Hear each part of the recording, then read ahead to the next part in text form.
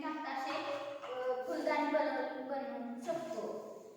आपण पिण्याची पाणी, फ्रुटी किंवा स्प्राईटच्या बाटल्या इकडे तिकडे टाकत होतो, म्हणून खूप कचरा होतो. चॉकलेट खातो आणि रॅपर्स असंच टाकून देतो आणि आपण याचा वापर करू शकतो. याला आम्ही नाव प्लास्टिक ब्रिक्स असे नाव दिलेले आहे आणि याचा वापर आम्ही झाडावरती कुंपण करण्यासाठी वापरला आहोत. ही आहे आंब्याची कुई आणि या आंब्याची कुईपासून आम्ही पेंग्विन या प्राण्याची कलाकृती बनवलेली आहे. हे आहे पिस्त्यापासून आम्ही बनवलेले अगरबत्ती स्टँड. हे आपण अगरबत्ती स्टँड म्हणून वापरू शकतो. हे आहे नारळाची करवंटी. ह्यापासून आम्ही अशी सुंदर अशी करवंटी बनवलेली आहे.